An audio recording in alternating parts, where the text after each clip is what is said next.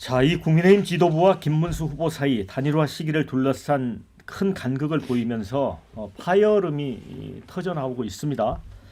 심야 비대위에서 김 후보가 요구한 3대안을 수용하면서 일단 봉합은 됐습니다. 자, 김 후보는 전당대회 당일 당장 사흘 내로 단일화를 하라 이런 압박을 받았다. 불쾌한 심경을 드러냈고요. 당헌 당규 또 법률에 따른 정당한 요구 즉시 집행, 후보의 당무 우선권 존중, 중앙선대위와 시도당 선대위 즉시 구성을 요구를 했죠.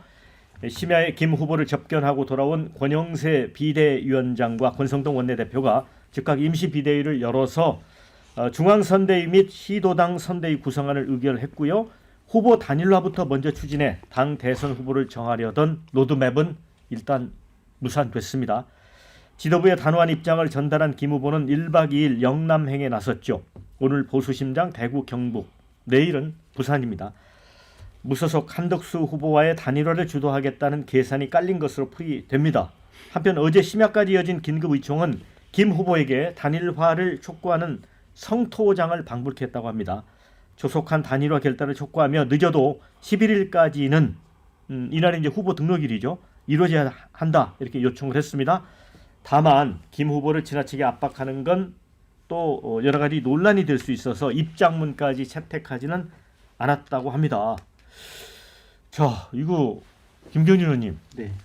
이거 단일화 되겠습니까? 몇 퍼센트 가능성이 있다고 보세요? 많이 적은 것 같아요. 그래요? 네, 한 많이 적다면 어떻게 보시죠? 30-40% 미만. 30-40% 미만? 왜냐하면 김문수 후보님이 이제 당내 경선 과정에서는 단일화에 적극적으로 임하시겠다는 뉘앙스로 말씀을 한 건 사실이지만 지금 후보가 되고 나서는 하시는 말씀이나 행동이 딱히 그런 것 같지는 않아요. 예. 지금 후보 등록 마감일이 11일이잖아요. 그렇죠. 예. 근데 김문수 후보님 주변에서는 뭐 사전투표하기 직전까지 단일화되면 되는 거 아니냐 이런 얘기들이 벌써 흘러나오는 것을 보면, 그럼 사전투표 직전까지 단일화를 한다고 하는 것은 결국은 후보 기호 2번이 포기될 수도 있다는 가능성이라서 그게 쉬운 얘기가 아니거든요. 그렇죠. 그리고 한쪽에서는 지금 대통령 선거 관련해서 이게 일단 선거운동이 시작이 되면 대통령 후보 등록 비용, 그 다음에 유세차 비용, 각종 현수막 비용, 이게 수십억 대거든요. 네. 그러면 한쪽에서는 사실은 보전받을 수 없는 지금 상황으로 가서 정당도 그 정도 손실이라면 이게 휘청휘청할 판인데 개인 입장에서는 쉽지가 않고요. 그러면 정상적으로 상식적으로 단일화를 한다면 어쨌든 10일 저녁까지는 단일화를 해야 11일 날 마지막 날 등록을 할 거 아니에요. 그러면 10일 저녁까지라면 오늘이 6일인데 뭐 여론조사를 한다고 하더라도 무슨 안심번호 받고 그쵸. 뭐 룰 세팅하고 집행하고 하는 시간이 사실은 5일이면 정말 빠듯한 시간이에요. 그렇죠.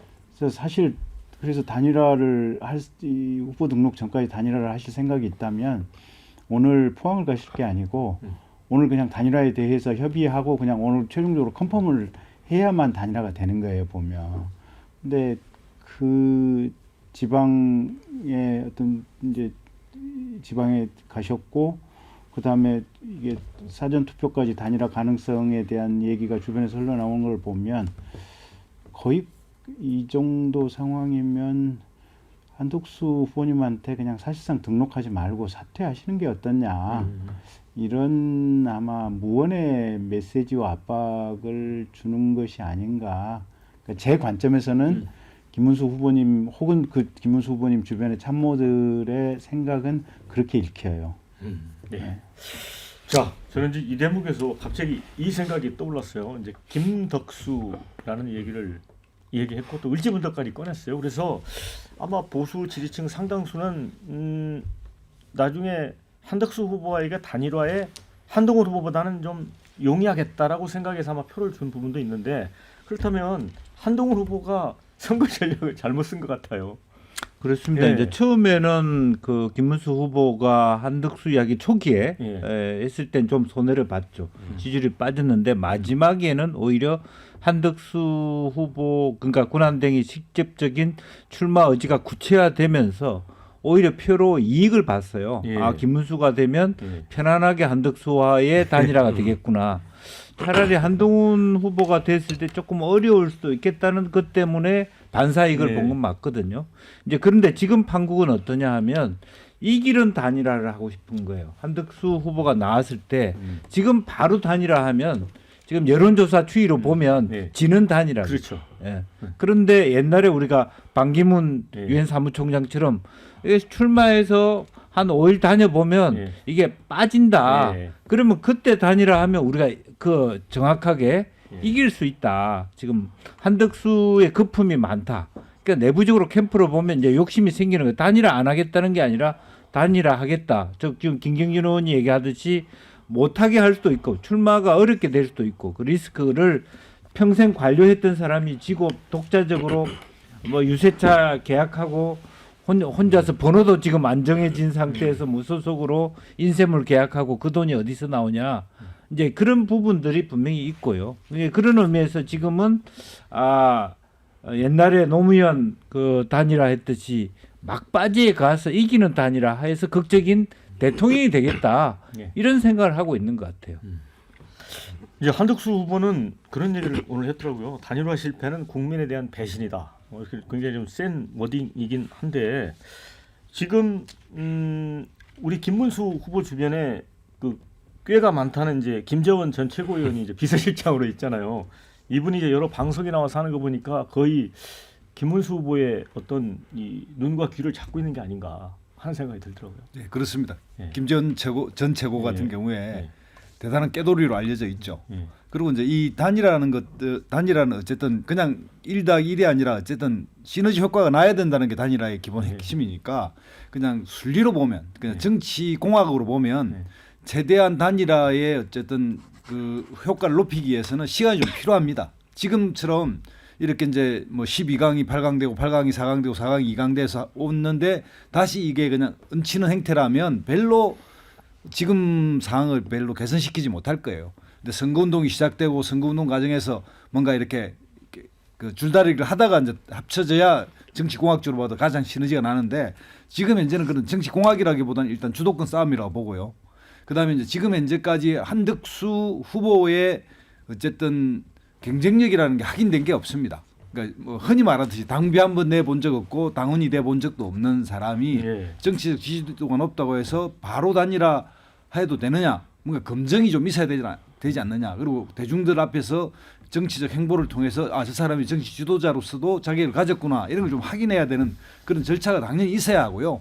그런 측면에서 김문수 후보 입장에서는 당내 뭐 친윤이든 국회의원이든 압박이 엄청 심할 거고 진짜 사면초가죠. 완전히 이제 뭐 단일 안 하면 거의 죽일 듯이 달려들고 있는데 그럼에도 불구하고 버틸 가능성이 높고 그렇게 되면 일단 10일과 11일 등록을 하고 난 이후에 다음 단일화의 국면 다음으로 넘어갈 가능성이 높다. 이번에 10일 전까지 단일화를 처리하기에는 시간도 촉박하고 또 김문수 후보 입장에서도 원하지 않을 거고 한덕수 후보에서 어떻게 해볼 방법이 별로 없어요. 그러니까 뭐 일단 김문수 후보는 당무 우선권도 가지고 있고 이러니까 저는 이 부분은 어쨌든 지금은 단일화 1국면에서 다음 국면으로 넘어갈 것이다 이렇게 봅니다. 자, 그런데 이제 민주당에서는 김문수 한덕수 단일화를 뭐 노역 대 노역의 대결이다. 그러면서 약간 좀 조롱까지 하고 있는 상황이 됐어요. 예. 윤 대표가 볼 때는 이거 어떻게 봐요? 민주당은 요즘 최근 들어서 부쩍 상당히 김문수를 지지하는 오히려 되게 응원을 많이 해주더라고요. 예. 정당의 공직 후보자가 예. 왜 무소속 후보에게 굴복하느냐. 끝까지 버텨라. 그 얘기는 한덕수가 더 버겁다는 건가요? 그것도 그렇지만 단일화가 안 되길 바라는 거겠죠. 결과적으로 그런 것 같고요. 근데 지금 뭐 김덕순이 을지문덕이니 해가지고 당원들에게 상당히 뭐 고소했는데 김문수 후보가 거의 그 약간 개발부동산 사기 같은 느낌인 거예요. 그러니까 뭐냐면 이 땅 위에 한덕수라는 건물이 올라갈 줄 알았는데 김문수라는 땅을 사면 근데 이게 나대지가 아니었던 거죠. 사기 당한 사람은 당원인가요, 국민인가요? 아니 당원들이 일단은 전반적으로 홍준표를 먼저 일단 떨어뜨린 이유가 절대 안 할 것 같아서. 아. 네, 그 다음에 한동훈이 떨어진 이유도 왠지 어려울 것 같아서. 그런 여러 가지 경우의 수를 되게 전략적으로 판단하잖아요, 당원들이. 그래서 그런 판단 끝에 이제 아주 괜찮은 땅이 나온 거죠. 거기 위에 이제 한덕수라는 건물을 올려야 되는데 이제 이게 안 되고 있는 그런 거의 지금 그 정도로 황당한 상황이에요. 당 내부적으로는 지금 거의 폭발 직전이고 진짜 김문수 후보 아예 그냥 후보직을 박탈시켜야 된다는 얘기까지 나올 정도로 지금 격앙돼 있거든요. 근데 저는 근데 앞으로 만약에 계속해서 이렇게 김문수 후보가 단일화를 거부하는 방향으로 가면 김문수 후보 지지율이 빠질 거예요. 더 빠질 거예요. 그래요. 예, 그러면 한덕수 후보가 오히려 더 유리해집니다.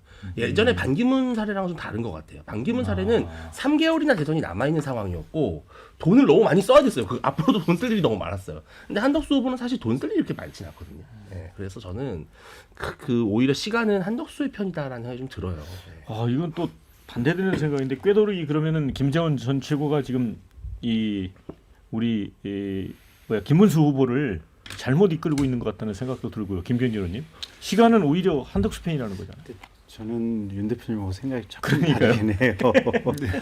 이게 그러니까 일단 구조나 외형만 가지고 보면 한덕수 전 총리가 사실은 뭐 호남에서의 지지 가능성, 그 다음에 조금 이제 정치인이 아니기 때문에 거기서 오는 오히려 역설적인 신뢰감, 그 다음에 이 계엄 과정에서 어쨌든 책임이 있다 보니 민주당 쪽에서 몰아붙이지만 전면적으로 계엄에 대해서 찬성하는 듯 뭐랄까 좀 받아들이는 듯한 입장을 보였던 어떤 김문수 후보보다는 좀 나아 보이는 점 뭐 이런 것들이 지금 한덕수 후보의 장점이라고 뭔가 좀 확장 가능성이 좀 더 크지 않느냐 지금 이런 것 때문에 한덕수 후보에 대한 어떤 뭐 지지가 조금 더 크지 않느냐 이제 이러는데 제가 볼 때는 출마 선언을 하시고 한덕수 후보님의 행동이나 정치적인 메시지 전달이